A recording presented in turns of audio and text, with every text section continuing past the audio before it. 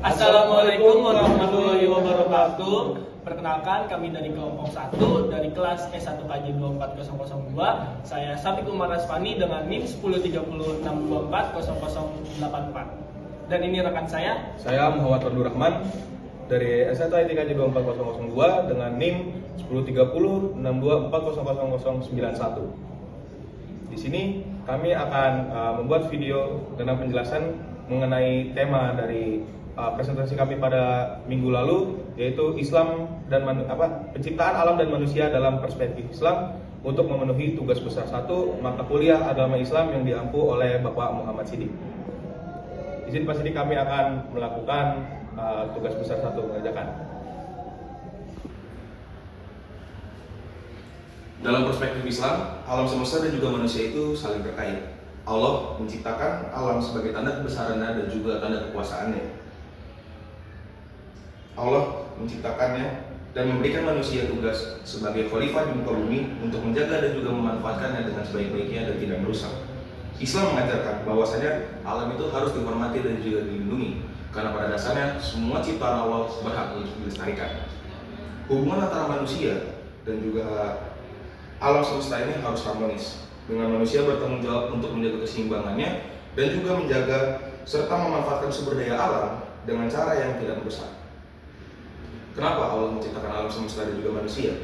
Allah menciptakan alam semesta itu bukan tanpa tujuan, tetapi untuk menunjukkan kebesaran dan juga kekuasaannya. Sebagaimana firman Allah dalam Quran surat Shad ayat 27 yang berbunyi, Bismillahirrahmanirrahim. Wa ma khalaqna as-samaa'a wal arda wa ma bainahuma al-baatila, dzalika dzannul ladzina kafaru fawailul lil ladzina kafaru minan nar.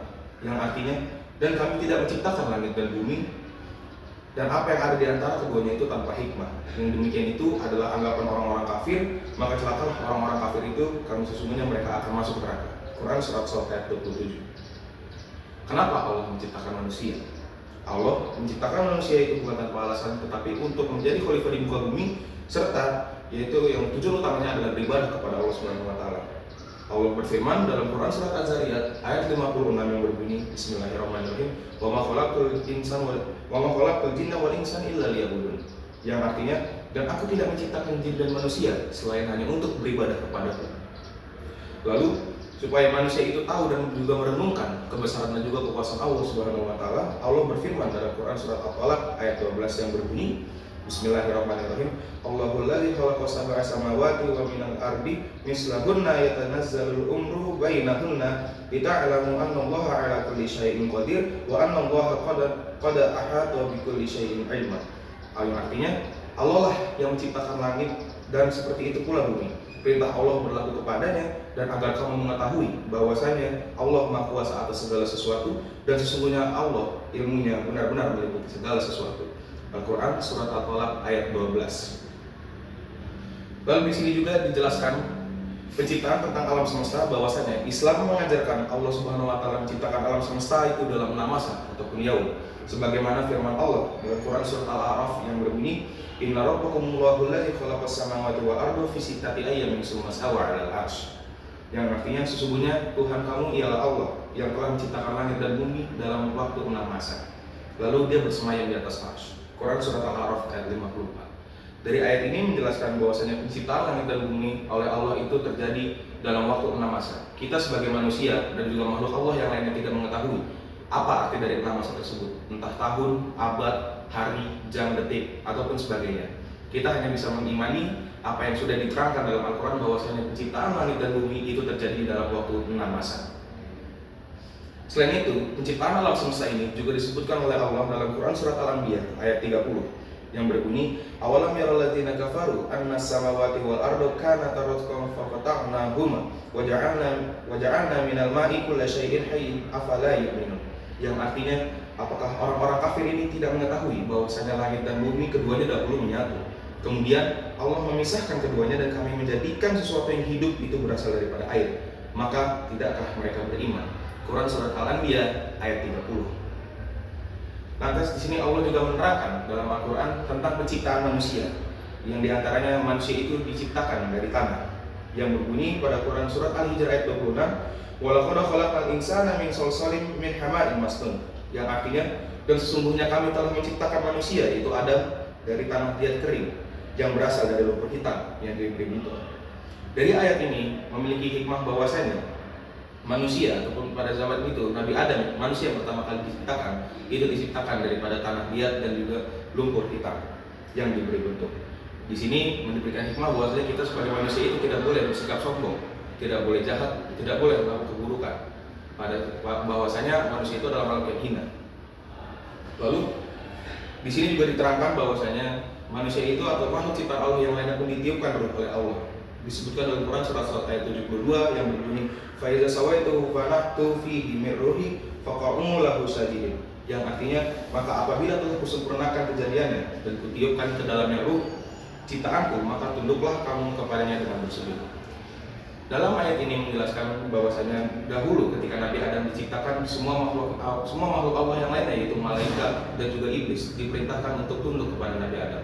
Tetapi satu-satunya makhluk Allah yang tidak ingin tunduk kepada Nabi Adam adalah iblis, karena iblis memiliki sifat sombong. Ia merasa bahwasanya manusia itu diciptakan daripada tanah, yaitu makhluk Allah yang hina, sedangkan ia diciptakan daripada api karena tanah lebih hebat daripada api. Begitu pun menurutnya, sehingga Allah melaknat iblis. Demikian penjelasan dari saya. Selanjutnya akan dilanjutkan oleh rekan saya Syafiq Umar Aswani. Allah menciptakan manusia sebagai khalifah di bumi, itu adalah salah satu tujuannya. Selain untuk beribadah kepada Allah, Allah menciptakan manusia untuk menjadi khalifah di bumi, sebagaimana dalam firman Allah dalam Quran surat Al-Baqarah ayat 30 yang berbunyi Bismillahirrahmanirrahim wa idh qala rabbuka lil malaikati inni ja'ilun fil ardi khalifah qalu taj'alu fiha man yufsidu fiha wa yasfiku dima wa nahnu nusabbihu bihamdi wa nuqaddisu lak qala inni a'lamu ma la ta'lamun. Dalam ayat ini dijelaskan Allah menciptakan manusia itu untuk dijadikan khalifah di muka bumi. Dan itu bukan hanya untuk menjadi pemimpin, tetapi untuk menjadi pemimpin diri sendiri, seperti halnya menjadi orang yang adil, bijaksana, jujur, dan tidak sombong. Dijelaskan pula dalam kitab Ihya Ulumuddin karangan Imam Al-Ghazali bahwasanya manusia memiliki tugas untuk mengelola dunia dengan adil dan bertanggung jawab terhadap amanah yang telah diberikan oleh Allah Subhanahu wa Ta'ala. Pentingnya menjaga kelestarian lingkungan dalam Islam itu ada 3 poin. Yang pertama itu adalah kewajiban agama. Menjaga kelestarian lingkungan adalah kewajiban agama, karena apabila kita telah merusak lingkungan ataupun merusak alam, itu adalah tindakan yang perbuatan yang tidak baik ataupun perbuatan dosa. Lalu yang kedua itu untuk kesehatan dan kesejahteraan agama. Lingkungan yang sehat dan lestari akan menjamin kesehatan bagi umat manusia. Udara bersih, air jernih, tanah subur adalah kebutuhan dasar manusia. Lalu yang ketiga untuk generasi mendatang. Dengan kita menjaga kelestarian lingkungan, tentu kita adalah menjaga untuk generasi yang mendatang. Kita harus mewariskan bumi yang lebih baik kepada anak cucu kita nanti. Lalu ada larangan perusakan alam dan dampak negatifnya. Yang pertama adalah larangan dalam Al-Quran. Al-Quran dengan tegas melarang bahwasannya untuk merusak kerusakan di muka bumi, kerusakan adalah dianggap yang begitu perbuatan yang sangat dosa. Lalu yang kedua ada dampak negatif. Dampak negatif dari kerusakan alam, kita bisa merasakan seperti hal bencana alam, banjir, longsor, ataupun kekeringan. Selain itu, kerusakan alam juga dapat menyebabkan hilangnya keanekaragaman dan pencemaran lingkungan. Lalu ada kesehatan manusia. Pencemaran lingkungan dapat membahayakan kesehatan manusia. Dengan udara kotor dan tercemarnya lingkungan dapat menyebabkan berbagai penyakit yang tidak sehat bagi tubuh kita sendiri. Bagaimana sih kita dapat melestarikan alam? Nah, upaya yang dapat kita lakukan dalam kehidupan sehari-hari, kita dapat mendaur ulang sampah seperti halnya mengurangi plastik ataupun menghemat sumber daya alam lainnya. Lalu kita dapat melakukan reboisasi atau penanaman pohon di hutan yang sudah gundul untuk mengurangi polusi dan meningkatkan kualitas lingkungan. Lalu kita dapat juga menghemat air, menggunakan air dengan bijak dan secukupnya untuk menghemat sumber daya air dan mencegah kekeringan. Jadi kesimpulan yang kita dapat dari materi yang telah kita sampaikan adalah dalam Islam alam semesta diciptakan oleh Allah dengan penuh hikmah sebagaimana kebesarannya. manusia diciptakan sebagai khalifah di muka bumi dengan tugas utama beribadah dan menjaga keseimbangan alam serta menjadi pemimpin untuk diri sendiri.